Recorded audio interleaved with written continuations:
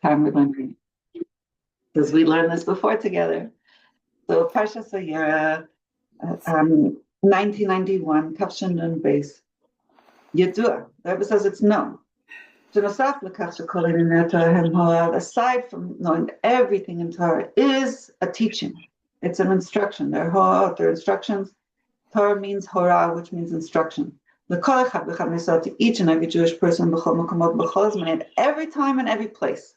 There's always a lesson in Torah that you read wherever you are, in time of history, in time of your life, and in every place that you are. You can learn something from where you're at. Then more specifically, there's an emphasis of the Torah portion of that week that you can learn something from that Torah week's portion for your time that you're in right now. That's something that's very well known. And the Rebbe has always, tried to connect, the time that we're in, both in the day, both in the month, both in the year, to the Torah portion of that week and the lesson from the Torah portion of the week. And more, to the holidays of the time, to the upcoming holidays, to the fast holidays. There was always make a connection with time, and then you also connect it with the place that we're in. Also place in history, the year and the time, of Geula that we're in, etc., and the place that we're in. I'm going to just mute somebody. Okay. Okay. So here we are. What are we going to learn from parshas vayerah today? More than that, the Rebbe is saying. The Torah portion, it says also, when we're learning the lesson from the Torah portion for this week, it's not just for this week, it's for the entire year. Okay, so we're coming to it now, but we're going to draw a lesson now, but we're taking from it for the rest of the year. And aside from that, more, the Rebbe says, Od. Since everything in Torah is exact and precise, aside from the general ideas and connections of the Torah portion to this time, there's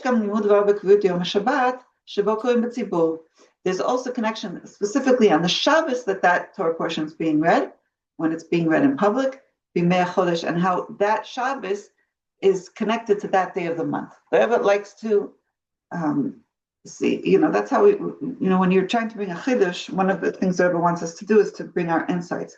And one of the way of seeing insights that the Rebbe teaches us is to try to connect that learning that you're learning right then in that Torah portion of that week to that Shabbos, to that day of the month, okay, and to the time period that we're in terms of the holidays, and the time period that we're in terms of the year, okay. So when it comes to this Shabbos, that we're reading this Torah portion, first of all, we need to learn something. What can we learn from this Torah portion, vayerah? And then also to connect it and find what's the connection, what's the learning that we can take that this Torah portion is read on the 18th of Mar Cheshvan. So aside from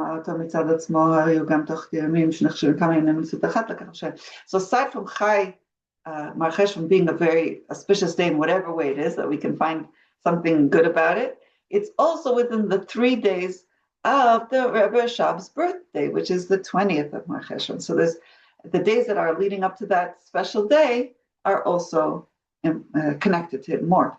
I'm sorry, the birthday. Did I say outside? I'm not sure. It's the birthday of the Rebbe Rashab. And the Rebbe is going to explain what's the connection between what we're learning here in parshas vayerah and the birthday of the Rebbe Rashab 3 Rebbes ago.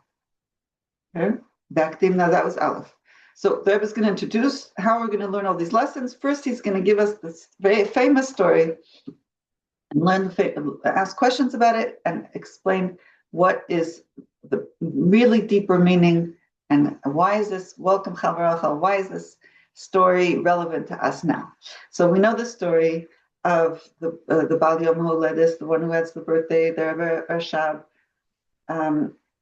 in connection to parshas vayerah. When he was a little boy, he was 4 or 5 years old, he went to his his grandfather, who was a Tzemach Tzedek, and he went to him on Shabbos, parshas vayerah, this week's Torah portion. He started crying on Shabbos, and he said, "Why is it that Hashem appeared to Abraham Avinu And to us, he's not appearing. So, sweet little boy, what does the Tzemach Tzedek say to him? When a Yid who's a tzaddik decides at the age of 99 to give himself a circumcision, it's appropriate and proper and worthy that Hashem will appear to him. Okay, it's he's worthy of Hashem appearing to him. So now what can we learn? It emphasizes, it seems to emphasize the vayerah of Hashem, that when Hashem is appearing to somebody, to Avram, it's only referring to somebody who's 99 years old, he's a tzaddik, and he decides to circumcise himself. Only he gets to see Hashem, vayerah of Hashem, Hashem appeared to him. Meaning, even a tzaddik who's a regular tzaddik doesn't get this appearance of Hashem to him. And also the Rebbe puts in brackets, when the Tzemach Tzedek answered the Rebbe Rasha, who the Rebbe says, when the Rebbe Rasha was a little boy, he was also a tzaddik, and he says to him, even though you're on the level of a tzaddik, okay, like we understand from the story, he was on a very high level. You could see from the story that he was a very high level kid because he was crying. He cared about Hashem appearing to him. He was so moved to the point that this little kid is crying that he's not getting this revelation that Avraham Avinu gets. So we see he's a special kid. And he answers him that only a tzaddik when he's 99 gets to get, and he decides to circumcise himself, only he gets to see Hashem. So I was asking an obvious question. What is the instruction we can learn from this? Why is this story relevant to us? If it's only, he's telling him only a big tzaddik has only these certain conditions gets Hashem to appear to him. What's the instruction to each and every Jewish person? Over here, we're not on that level. Also, somebody who didn't come to this level of a tzaddik in a revealed, actual way. And he's of course not a tzaddik who's 99, who's deciding to circumcise himself. We're not in that category. Even if we are a tzaddik, we don't have that circumstance of being 99 and circumcising ourselves. So, how's the story a lesson for each and every one of us? Okay, so the Rebbe explains. Yeshua, we have to explain this by first explaining what it is when he's saying vayerah elav Hashem. What does it mean Hashem appeared to Abraham? That was done he appeared to him through this special appearance of Hashem to him through the milah, through the circumcision. Yado, we know shagivlu devar elav Hashem lachei ani b'mitzvot milah u'bofan na'layuter. Badli luish benoch legabei lu devar elav lifnei milah. So we know, and it's clear, that this revelation that Hashem appeared to Abraham after he gave himself the circumcision was on a much higher level and way, way, way beyond the revelation that Hashem appeared to Abraham before he circumcised himself. And in two ways. On the level of Elokus, B'dargat Elokut, the level of godliness, Hashem, Havaya, like it says, Havaya, Yud-Kei Vav-Kei, high level of Hashem, appeared to him. So this revelation of Shem Havaya, which is beyond the Shem Elokim, it's higher. Shem Elokim is Hashem hiding himself. Shem Havaya is Hashem revealing himself. It's a higher level. And this was a very, and not only that, Hashem revealed to Abraham in a very high level of the name Havaya. Like we said before in last week, Parshat Lech Lecha, Hashem appeared to Abraham on a very high level beyond the worlds, beyond limitations, beyond the name of Havaya, on a high level of Shem Havaya,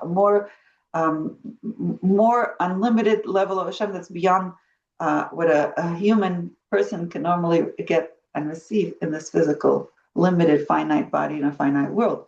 So that's one. On the level of revelation, that's a higher level. And two, Beit Galut LaAvram, the way he appeared to Avram himself. Like it says, vayerah elav Havaya. Hashem appeared to him. What is the appearance to him? So that Avram could internalize it. It was really relevant. It appeared to him. He became a vessel to receive this light, right? Hashem could be sending us great revelations. There's amazing miracles happening in the world. There's great things, unbelievable revelations of Torah going on in the world, and understandings and insights, and wow. And it's like just going over our head. Could be we don't pay attention. We don't notice. We don't see. Okay, there could be amazing, amazing things going on, amazing levels of people connecting to Hashem. We don't even pay attention. We don't even notice. Okay, so there could be. So in this case, welcome Malka, welcome Goldie. In this case, what happened to when Hashem appears to Abraham after the bris? It wasn't over his head. Okay, it was an appearance that was elav, to him. He paid attention to every miracle, every revelation, every word, every insight of expansion, of awareness of Hashem that Hashem gave him. Was at this high level of consciousness was felt and made a difference. Okay, so there's a high level and it was relevant. It was noticed. It was taken in. Nitkabel, received by him. Shenasa Kli became a vessel to this higher revelation. It was drawn internally into him. It was right. Pnimius means it was relevant. It was impactful. It was meaningful. It made a difference. Okay. Whereas before he circumcised himself, he could not handle the revelation. Okay. So in a way, it's a little bit similar to like in Mount Torah, like that's another example of like we couldn't receive the revelations. When Hashem gave the Torah and the Jewish people had such great revelations of Hashem, they said, we can't handle it. Their soul left their body. It was not something they could like relate to it as a soul in the body at that with that kind of a revelation, handle it. So everything we're doing now and learning and all the Pnimis of Torah, these internal lessons that we're getting from learning the Rebbe Sichos is helping us to be able to internalize the greatest teachings of Geula and Mashiach and the Torah Chadasha. To get these revelations, they could be, like I said, they could be revealed and way above our head. Okay, there's a lot of teachings of the Rebbe out there that it's going way above people's heads, including our own. Okay, and the more we learn it and develop it and talk about it and try to assimilate it, and the more we make ourselves vessels to it. So with Avinu, he had to actually circumcise himself to get it. The more we work on our own selves on different levels, then we can get these revelations, right? Like we see, like it just like a simple example. Let's say there's something really good going on, but that person is in a bad mood and upset about something and focused on the one thing that's not going good. Okay, I see Chavrachel smiling, and like all the good that could be happening is good, completely going over our head. Okay, because we're just totally caught up in the emotional triggers of something that we don't like or enjoy or want to focus on. So it's really up to us to be willing and decide to remove all the upset of the little things that are upsetting us, even if they're big things. Okay, they could be big things upsetting us, but to make ourselves a vessel, a kli, to receive all the joy and pleasure of Hashem and the goodness that Hashem is bestowing and giving us. Okay, so it's a very important lesson. Now, isn't that Hesed Hadas? That's Hesed Hadas, kind of, right? What's Hesed Hadas? When you let go of the negative that you have, just let go. You let go of the and go high. What's bothering you in your mind? Yeah. Your brain overthinking about all the things that are bothering you. I like that interpretation. Yeah, I just wanted to throw that in. Sorry. That's good. Did you think of it yourself? Well, no, I thought of that myself, but I've been learning Hesed Hadas, so that I have, I'm thinking about it. I don't think I ever heard that interpretation, and it's a beautiful, it's a chiddush, okay? Yeah. That is your chiddush, Chavrachel. It really, really, really, really, really, really, really works. Really works. It's amazing. Yeah, take your mind off of it and your go up and create a vessel. Yeah, go up. Yeah. Let go. I tried some. I told my kids this about something. I said, kids, including myself, when you're a little kid, there's things that your parents do that bother you, right? Most people, it's normal. You want to do better than your parents, or you want to fix, you don't like something the way they thought, or their perspectives or their way of doing things, right? We all want to improve. It's a normal thing. So I told my kids, at a certain point in my age, I realized if I had any grudges towards, what my parents, how they brought me up or this or that, I realize I'm just harming myself. I'm just like limiting myself by being stuck. And I decided there's no place for that in my life. Whatever my parents did was amazing. It was good for whatever they had to give me, with whatever they could give me and what I needed to get. And that's it. And I just like, I got myself out of that blame place. And I told my kids that too. It's a good thing. I said, I'm very happy I did that. So this is, in a way, it's also like Hashem is constantly giving us and doing for us. And we think we know better sometimes, and we think Hashem could be doing things, we want Hashem to do things differently for us. we have to forgive Hashem. So Hesach Hadas means we're taking out our mind and our perspective, what we think is best and better. And we're letting Hashem flow into us. And whatever Hashem has really to give us, we're ready to receive. Okay. That's my little chiddush. My little example. Are we 10 ladies? That's wonderful. Yes. Thank you, ladies. Beautiful. Welcome, Chava. Okay. So here we go. So Avram had to remove some certain obstacles, and that was his removing the bris, removing doing the bris, and that helped him have the strength to endure and to appreciate and to receive and to be a vessel to Hashem's revelations that were beyond him. Okay, so this also, the Rebbe says, is also hinted to, alluded to, when the verse says, and he was sitting at his tent, right? It was sitting kechom hayom, in the heat of the day, right? When the angels came and approached him, he was sitting in the kechom hayom. Chom hayom means the heat of the day. What does it mean?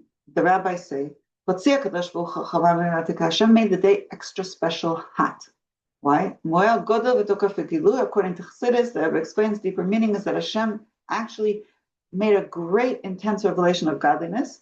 Like we know the sun is called Shemesh Havaya, the son of Hashem, of the Yud Kei Vav Kei, or connotes revelation.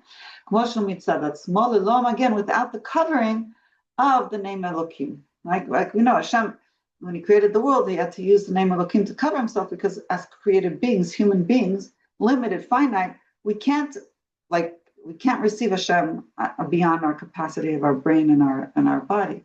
So Hashem created the world with name Elokim. But on that day, Hashem removed a certain limitation of Shem Elokim, cover up, and he revealed a great revelation. And that's in the physical realm. It came at us a very hot day, and still he was Yoshev. Avraham Avinu was able to sit at by the entrance of his tent. That,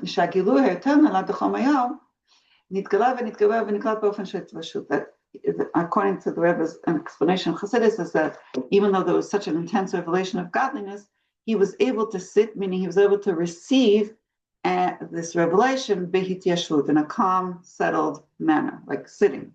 Okay, that's what it means. So this is paragraph 3. Paragraph 4. So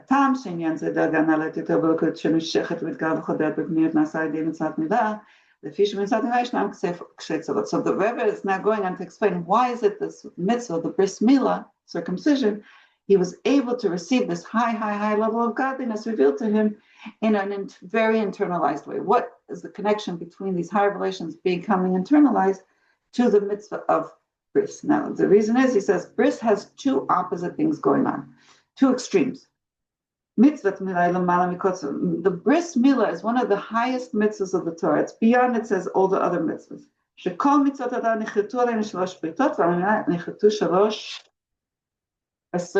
says that all the mitzvahs of the Torah we were given three brisim, 3 covenants. Hashem 3 times made a bris with us to keep the mitzvahs of the Torah.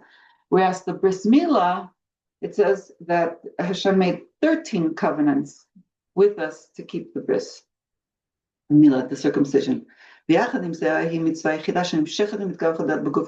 it's also the only mitzvah that's done very much in the physical body. It's permeating. It's embedded in the body, mamish. It says, I put my bris, my covenant, in your flesh for a bris forever. Hainu, שההתקשרות עם הקדוש ברוך הוא למה שלמעלה מטעם הדעת שזו עניין הברית נתגלה וחודרת בבשר גשמי. Meaning that this revelation of Hashem, which is beyond rational, the bris is definitely beyond a rational mitzvah. So this bris, this covenant that we're making through the bris, is revealed and permeated even in the person's flesh. You can see in the person's flesh that he has a bris, and he has this covenant with Hashem. So it's the highest of the high. 13 covenants of the bris. You could see it in the psukim, 13 times mentioned bris, and it's permeated and it's effective in our physical body. You can see actually this mitzvah is kept in the physical body. Okay, most mitzvahs you don't see. I don't think of any other mitzvah. I think it says you don't see it actually how it affects the physical body. Okay, a change in the body. Now, chidush gadol, there's a greater chidush in the mitzvah of milah, of the bris, sh'alida, that through the bris naset hamshachat hakdusha lo b'gashmut haguf ela b'gashmut olam. The holiness of this mitzvah through of the bris, the circumcision, doesn't just permeate the person's body, but also the physicality of the world. Because it's connected with the covenant of the land of Israel. That through the bris, it says, Lo isha lecha al yedei mitzvah. So Hashem is going to give us an inheritance to the land through this mitzvah. I know shemitzvat milah ma'ava nitanat koch l'sot ma'atzah l'zok hashemot eretz Knan sh'tei eretz Yisrael.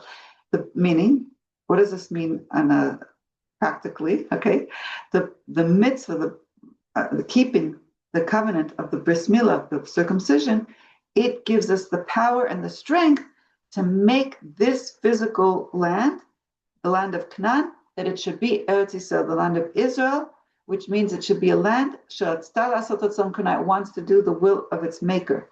Until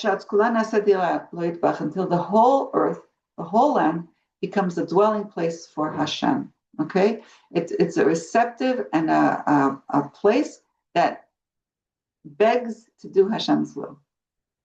Now, in paragraph 5, he's saying in other words, and going deeper. What does this mean deeper?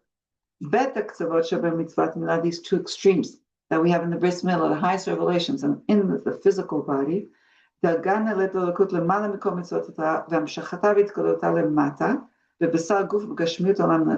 physicality of the world, that we get the land of Israel to make it holy.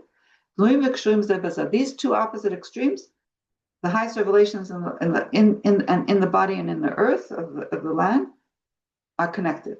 Because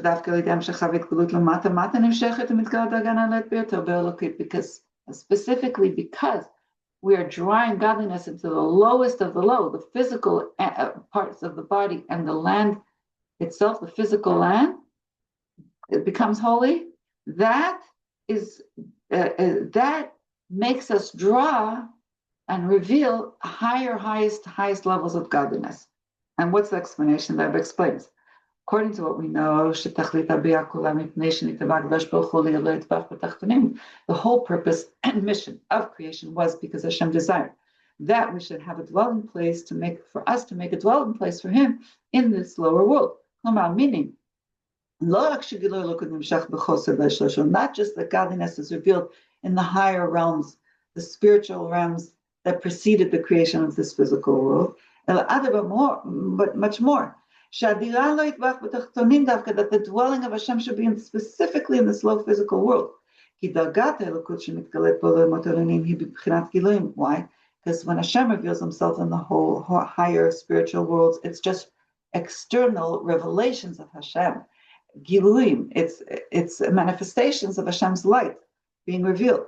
Where does Hashem Himself, His essence of Hashem being revealed, which is beyond external light, emanations? When is His Mahus V'Asmuso Yisbarach, Hashem's essence Himself, is specifically revealed down here in the low world, in the Tachtanim. It's the physical world is where Hashem is revealed, but with His essence. It's a dwelling for Hashem's essence, where Hashem is revealed with all His essence. Okay, this is something that's we've learned before, and we keep learning, and it's explained a lot in Chassidus, that only Hashem, another place we've learned this, only Hashem Himself in His essence can create something from nothing, which is the physicality of this world. All the other revelations are emanations. They could be what's called ishtalshalus ila va'alu, cause and effect, or extension of emanation of Hashem's light. But when to actually create something from nothing physical in the physical realm, you need Hashem's essence. So when we focus also in our understanding and our learning of Chassidus on our body and on the world and on the physicality that we're in, as being created right now by Hashem, something from nothing, we're revealing godliness, Hashem's essence. Okay, so that's a that's what our job is. That's why us created beings are. That was the Tanya that we learned. We learned a little bit of this yesterday in the Tanya of the day that we did yesterday. And there's a recording. If I didn't post it, I'll bring it or post it. This whole idea is we're the physical beings in this physical world are the ones who can reveal Hashem's essence. This is Hashem's desire. Like it says, there's a verse, and it's in Melachim, which is the book of Melachim, Navi, the prophets. It says, behold, the heavens and the skies of the heavens, they cannot contain Hashem. Hashem is beyond the revelations of the heavens. And the question is, what about this house, this home? Meaning, the Rebbe is explaining, Shashamayim, the heavens, and the heavens of the heavens, the higher spiritual worlds, and they cannot contain the revelation of Hashem's essence. What can? This house, which is the Bais Hamikdash, which is in the physical world.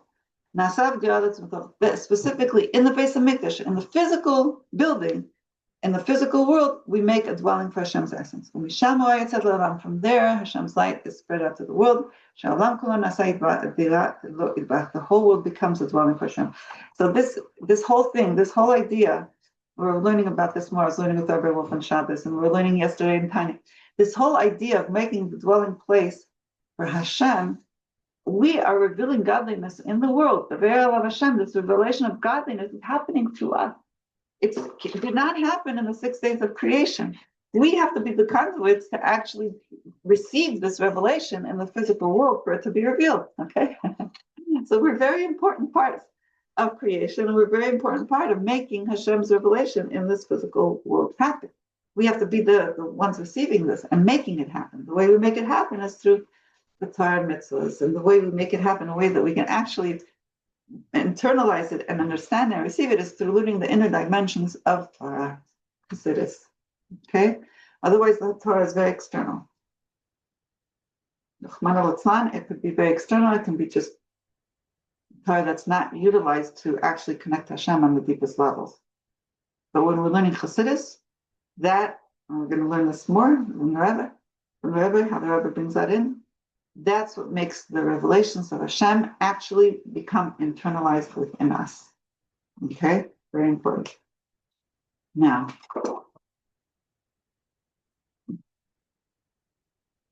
we know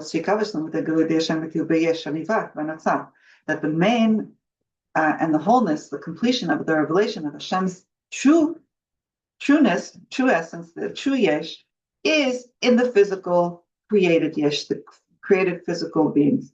The yesh hagashmi, dafka, specifically the physical beings that are created. In them is revealed the true yesh, the true existence of Hashem and His essence.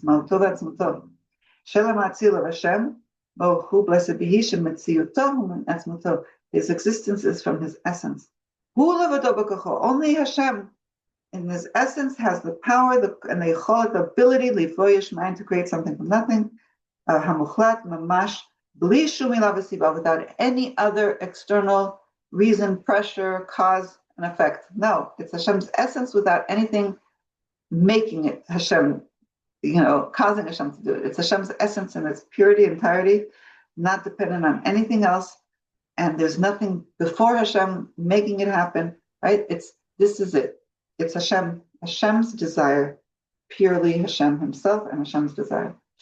Hashem Himself is the only one who can do this yesh me'ayin, and because you can't have it's not just an evolving, logical deduction or domino effect. No, it's Hashem. Only Hashem can create out of nothing something without there being anything before.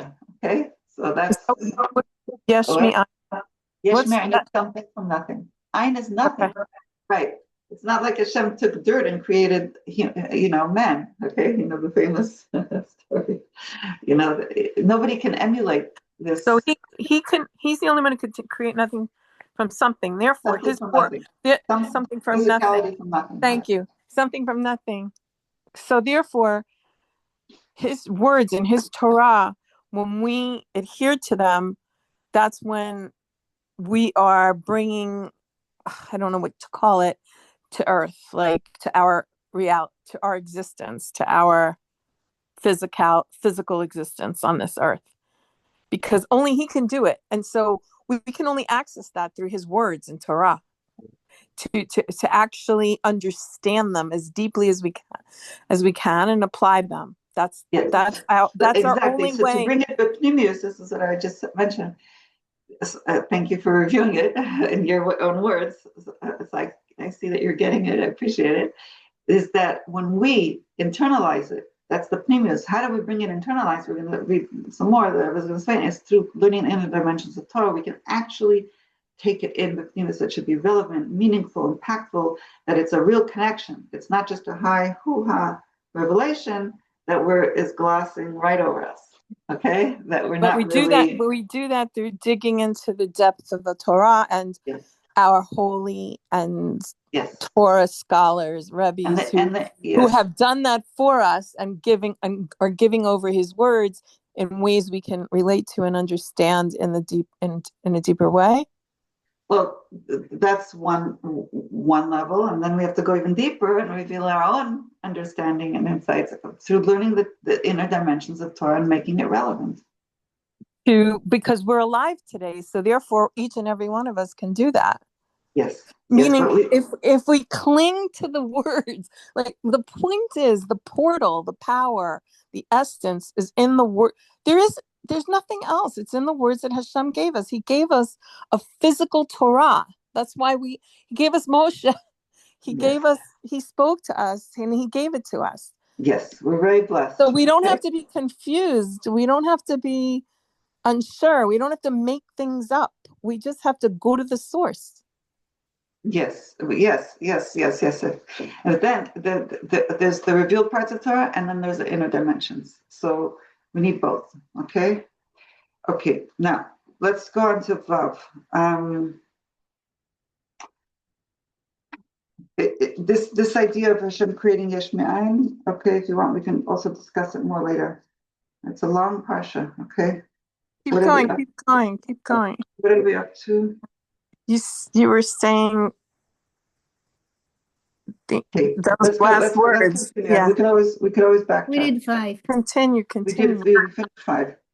The last thing we were talking about is how only Hashem can create something from absolute nothingness without any cause or reason to have to create it, or anything making him do it or giving him the possibility to do it. It's just Hashem himself from his own essence, his own himself is creating this. Okay, but according to this, we can understand that this Indian of Hashem appearing to Avram, this high level of revelation, that's coming and internalized within him, affecting him, that happened through him keeping the bris milah, the making of the circumcision. Yeshno, this power we have by each and every Jewish person. This is the lesson that we can take from this parsha. Each and every one of us can do this. But mitzvah, how is this? It says in the bris milah, in the mitzvah of doing the bris, it says, you should keep my bris, my covenant. Keep it for you and your generations to come, your offspring. That this power of making a covenant with Hashem through the circumcision is given to each Jewish person until the end of until the last generation, until the end of all generations. So meaning that we're also we are connected to this mitzvah even before we actually do a bris. So we have this commandment of a bris. So even before we actually do the bris, we're connected to the commandment. Okay,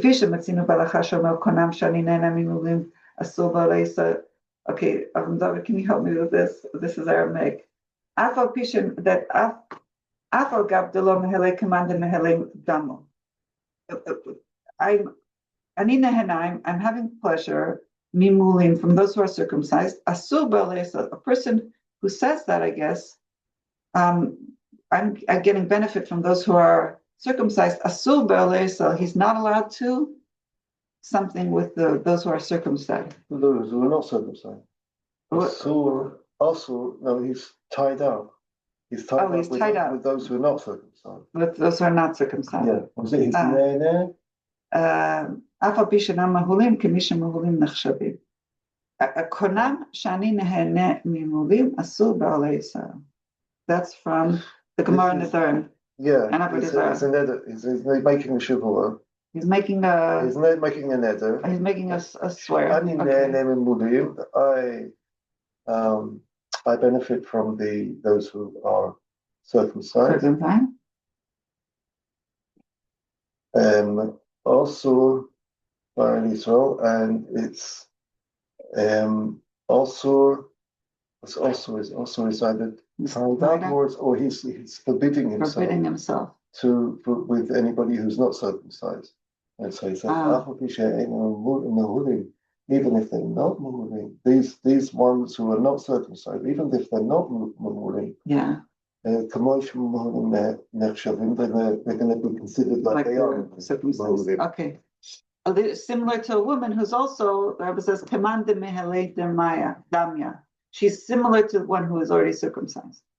Meaning, the Rebbe is being proof from the Gemara and also from women that even though they're not, a Jew is not circumcised yet, or a woman is not circumcised, it's as if they are circumcised. Meaning, so we do have this mitzvah, so even if we're not yet circumcised, or a woman who doesn't need to be circumcised, we're still considered as if we're circumcised. That is the proof that I was bringing. So I was bringing this proof that all Jews are connected to this mitzvah, even if they don't actually have the bris, the circumcision. So through this mitzvah that we have, even if we haven't kept it, okay, or don't need to keep it, each and every Jewish person has this revelation of Hashem is appearing to Avram through the bris, which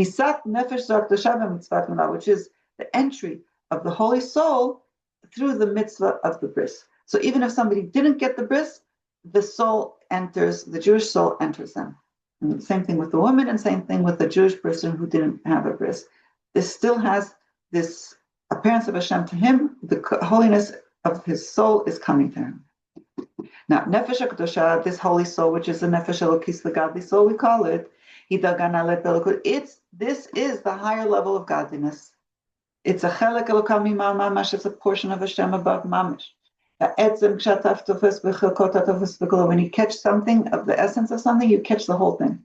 Meaning you grab and you retain and you get it. Meaning a Jew is actually holding on to Hashem himself, godliness himself. And the Rebbe puts in brackets, when it says tofes, we catch, we hold, we're not only holding it, we're like we own it. Let's say it's like somebody who buys something, they own it. Same thing, since it says we catch Hashem, we're holding on to Hashem. It's not just holding on for dear life. We own that godliness that's within us. That every Jewish person it's as if he's grabbing, catching, acquiring, and becoming the balabait, the owner, so to speak, of Hashem's essence. Okay, it's like a husband and wife. The woman, she's part and one with her husband, and she has dominion. She has ability to tell him what to do. She has right. There's an ownership, an acquisition from the husband to the wife, and the wife to the husband. They're part of us in a way that we acquired each other. Okay, that was my own little added thing. This higher level of godliness, mamish, which is mitlabeshet v'nichneset v'pniyut, coming internalized in our physical body, guf gashmi, and idmeh b'chomayot al gufer, which appears very similar and in the physical sense to the nations of the world. You can't differentiate. The kol echad v'cham yisrael v'ad shamitat achidut haguf hagashmi minefesh elokit, and this godly soul permeates each and every Jewish person until the true chayes, the true life force and energy that we get for the body, our physical body, is really from our godly soul. Okay, we can get to that level, that really our life and our body is in existence and getting its essence, essential life force directly from our godly soul. Shelachen, and this is explained more in Chassidus. Shelachen, therefore, therefore our body does become holy. Okay, we do affect our body, that it does have a manifestation of holiness in it, that's being affected, and it becomes a holy body. A Jewish body is a holy body. Okay? We called Adam because we're Adameh, we're similar to Hashem above. And like we said, we learned this before, our body becomes holy, and I mentioned that before, even if a Jew is not necessarily revealing this godliness in his body through his actions or deeds, he's still holy. And which also means even if after a person's neshama leaves the body is still holy. The Jewish body is holy. There's lots of laws on how to treat body, because the body was affected by the godly soul, and it became right. And also, even if it wasn't affected, Hashem chose the body. Remember, we learned that after the Chana, Hashem chose us, means He chose our body, and therefore our body is holy. Okay, so I'm going to stop here. This is the end of paragraph 6. We learned quite a bit, covered quite a bit of ideas and ground, and you are welcome to bring in your insights, your questions. I just thought, like, the idea of the orla taking off the purification, like taking off what you don't want, is sort of what you were expressing when you said, like, all the negative thoughts or the negative, like, blaming or all that is like cutting off the negative. Yes. And then you could get to that higher level of revelation of the essence of Hashem if you can cut off what's negative. Like, yes. Yeah, don't get caught up too much in negative things or negative emotions and negative ideas, negative feelings, negative vibes. It's almost like a surgery because we're so used to it. Right. It's like a surgery to be, right? Like a klipa, are you saying? Yeah, like your negativity. Right. It's almost like we kind of want to take off the recording. Yes. If there's something negative, do something about it. Don't let it, overpower you. Take action. There's something you can fix. It's like I wrote this article I posted on the Nourishment about how to know how to buy, what to look for, what to ask when you're buying stam, because somebody bought a Sefer Torah here in LA, spent probably a fortune. He's a wealthy person, and he's also a rabbi, and he got a very low quality Sefer Torah that needs a lot of fixing. So that bothered me. It was getting me riled up. So I decided, I talked to a friend about it, and she said, write something, explain this, what people should do. So we did it. I did it together with my husband. We wrote the article. He edited. I spent quite a few hours yesterday, exhausted myself, but it was good.